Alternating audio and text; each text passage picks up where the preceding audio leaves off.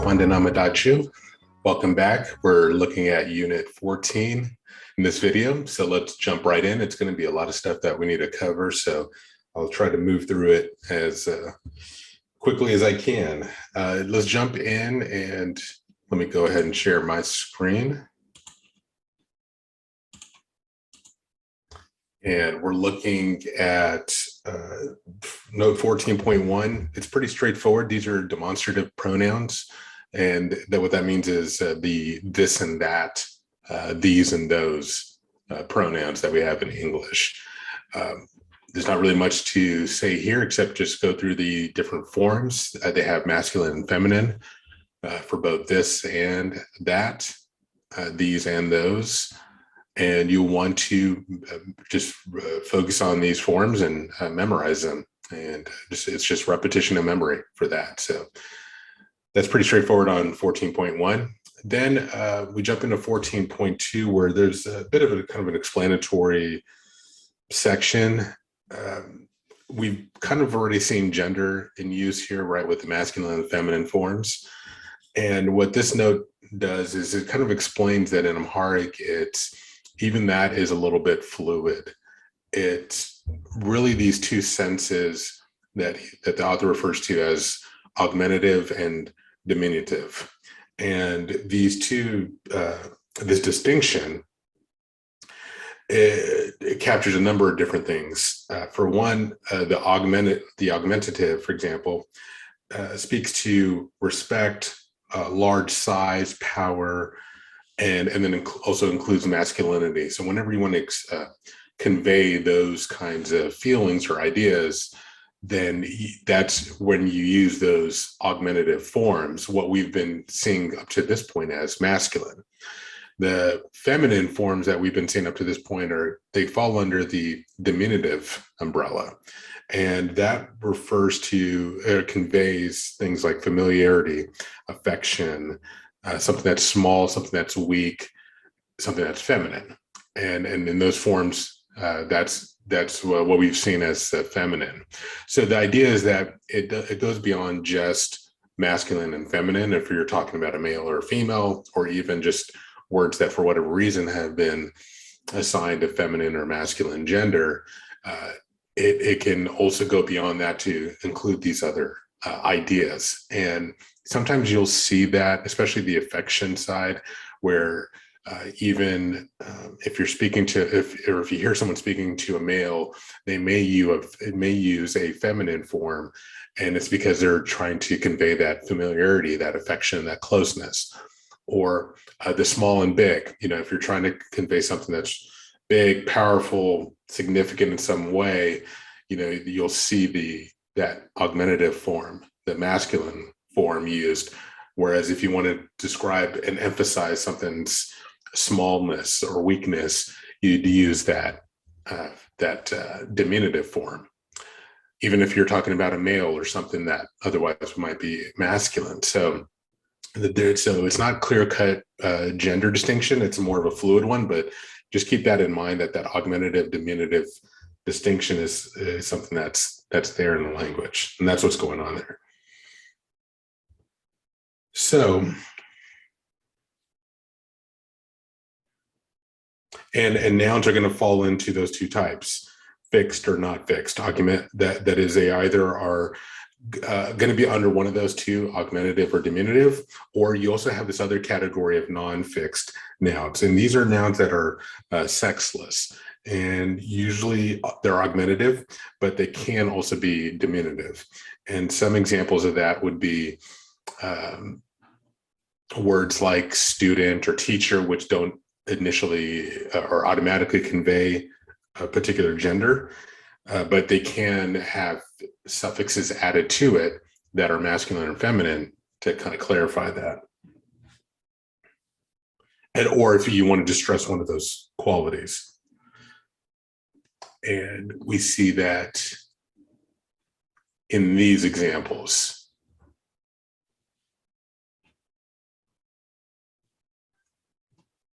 And there are some small number of nouns that are like this list here: sun, moon, star, earth, world, soul, that are regularly diminutive. It's a small number, but if you wanted to emphasize some augmentative aspect of it, then you can use that augmentative form. And yeah, these are the nouns there. Child, which can be male or female, right? So you have wandlij, satelij, to distinguish between boy and girl. Grandparent, ayat. Astamari, teacher. Hakim, doctor. Doro, ambasad. So these nouns don't have a male or female sense by itself. So we add on wondersate to indicate that. And then with the feminine too, there's one more. There's one more suffix. This itu suffix that also implies the diminutive aspect. So with this example of turu tamari, you have the good boy student, but turua tamari is the good girl student, or you can have turu itu tamari, the good girl student as well. And it's just another, this itu, milkamwa hakim or milkamitu hakim. Gonjo abet, gonjitu bet. Just another suffix and alternative, for the feminine or the diminutive type.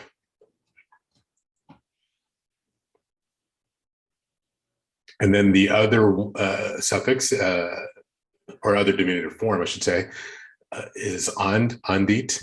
So and is one or a. So and tamari, andit tamari, a girl student. Andit makina, a small car. So again, another just alternative form for the diminutive. And then for the definite suffix, for and it's either going to be andwa or anditwa. So andwa tamari, anditwa tamari. But again, it's going to be one particular girl student.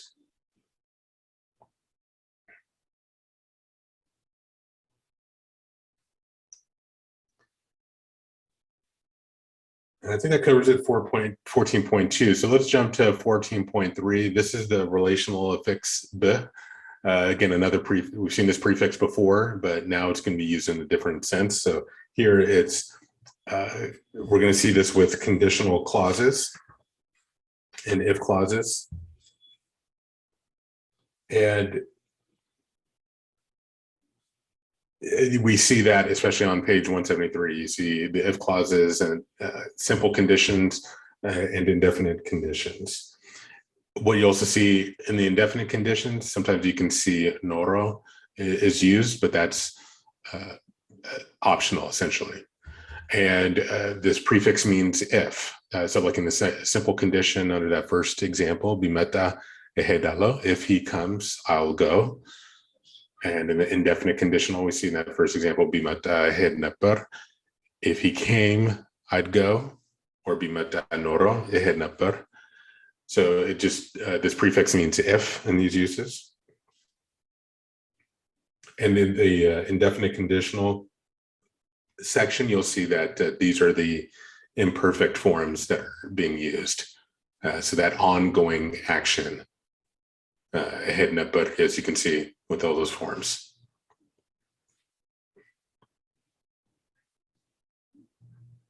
And then we see the use of binor in those indefinite conditional examples, especially those last two. Binor means if I have, if you have, there'll be a whole set of forms that we'll see at the bottom of this page. But it's usually has that verb suffix pronoun. You got the b prefix, the verb suffix pronoun that indicates who is possessing. And the verb imperfect form, being used along with it in the main clause. So that the binor, and we've seen this before, where with the verbs expressing possession, it kind of flips it around so that the subject of the verb is the one that's actually the thing that's possessed, and the verb suffix pronoun, which normally indicates the direct object that's receiving the verb action, is actually the subject, the one doing the possessing. So binorin is if something is to me, exists to me, which is another way of saying if I have it. So I'm the one that's really the subject. I'm the one that's possessing it, and that's indicated by that first person singular ending. And then benora, benorish, if you have masculine or feminine. But again, just remember that verb form, when you look at the syntax, you got to just flip it around in your head that the verb suffix pronoun is the one that's indicating who is doing the possessing. And we have two columns for masculine and feminine with the different form there where you have that just that bitnorin versus binorin, binora, bitnora, binorish, bitnorish, and so on and so forth.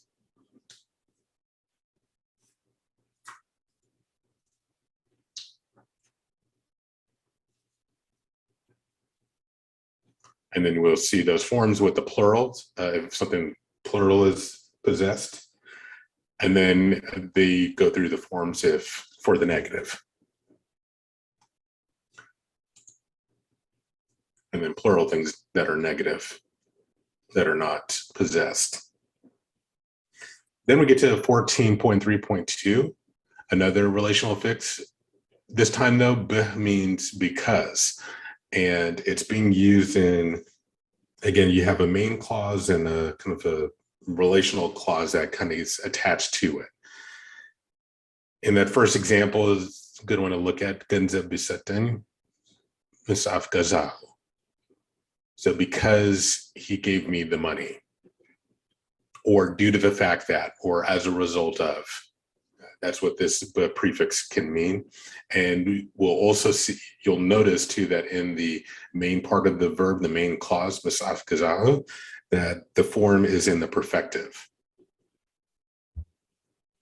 So when you have that main clause in the perfective, you have this construction with the b prefix and this verb and the verb form. Then you have this because kind of due to the fact that as a result relative clause. What a timir tibet behed asmarun ayahut. Because I went to school, I saw the teacher.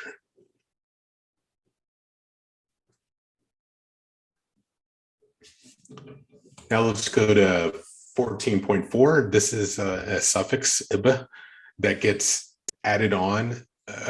Actually kind of sandwiched in between the stem and the verb suffix pronoun. And what it essentially has two uses for it. The first one, as it indicates here, is that the action of the verb is being performed to the detriment of the person indicated by the verb suffix pronoun. So in this example, kabara yelaman makina was sedibit. Kabara took Lama's car. It indicates here that either, as it says, either Lama did not want to lend Kabara his car, or that Kabara took it against Lama's will, or else that Lama was too polite to say no when Kabara asked him to lend him his car. But clearly, was said a bit with that third person masculine singular refers to Lama. And so what that says is that Lama is getting kind of the short end of the deal. For some reason, he is suffering, or he's getting the wrong end of this action. He's worse off because of it. And so that's the thing to kind of keep in mind. Otherwise, you translate the sentence exactly the same. It just gives it this extra sense of that not only did this happen, but it also happened, and it was kind of a bad thing. So it's kind of adding this kind of commentary, this connotation to the meaning. The next sense in which that's used is that as it says here under section 2, that the action of the verb implies something to accomplish the action. The suffix places special emphasis on the action of the verb, and the verb may also, of course, be used without it. So it's optional, but it's just showing that how it was used, what was being used to accomplish the action. So in that first example, Dorunesh Ursaswa Safichabat, Dorunesh wrote with her pencil using it. And so it's just emphasizing again, bersaswa, the pencil, that was what was being used for her to write.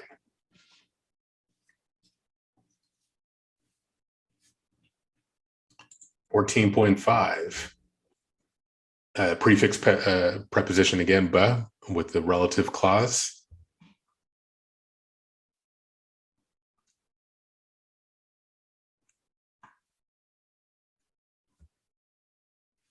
And this is going to be used as time references. So we're going to actually look at 14.5.1 and then 14.5.2. The 14.5.1 is be construction, and it just means when or at that time. So if we look at this example, kabara simata wadabete ehedalo, when kabara comes, I'll go home.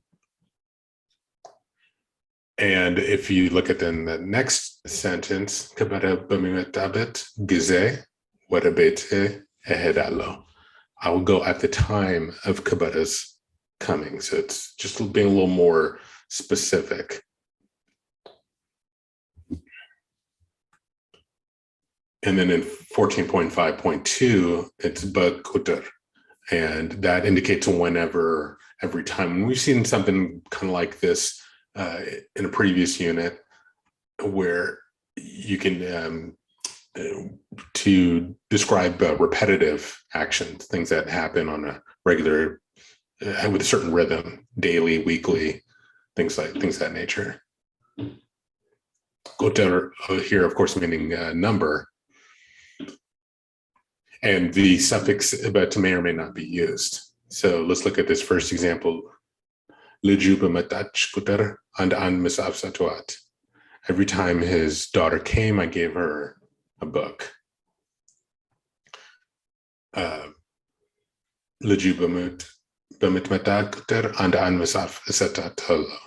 Whenever his daughter comes, I give her a book. So you can just see it's being used in this whenever or every time use. Then 14.6, b'mikniat construction, which has a sense of because of the fact that, since kind of meaning. But it's going to be prefixed to the nouns or the verbal nouns or infinitives with the noun suffix pronoun. And that's how we'll see that. So in this first, and then mikniat is optional, so it can or be used or not with that construction. So in this first sentence, anatun b'mayatu betam dasalo. He is very pleased because he saw his mother. Anatun b'mayatu is that because he saw his mother. Betam dasalo, he was very pleased. Wadasini mabet b'mehede, because because I went to the movies, lamamtat al-chat,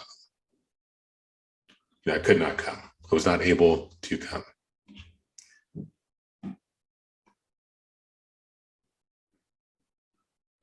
And then the one with mikniat, bezinabu mikniat, lamamtat al-chilam.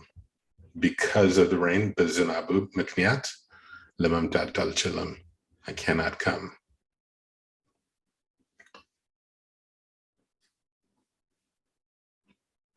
Then last note is 14.7. Yes, 14.7, sila or salami. And this means because, since, or as. We'll see it can be prefixed to a verb or a noun. With the verbs, as we see here, balabichin gunbi gizo, salamaganyacho, but because I often see your husband. Or in the next example, ahun sera salalabin, because I have some work to do. So that just basically means because, since, or as, and it's going to be a subordinate clause, like salamata, because he came, salamimata, because he's coming. But it can also be a prefix to other parts of speech, as in this example, Sila America Tayeka. He asked about America. Silarsu Nagaring. He told me about him. Silamin, about what. So we can see it being affixed to other parts of speech. And then also here with the ya, yummy relative forms that we've seen before, it can be attached to that. The ya part kind of falls off. So whereas you might have yayin, so a person who saw me, silayin, so about a person who saw me. Yami yayin, so a person who sees me. Silami yayin, a person or about a person who sees me. And then that finishes it up for Unit 14. And we're going to go to Unit 15 next. Thanks for joining me and sticking with me through this process. Take care.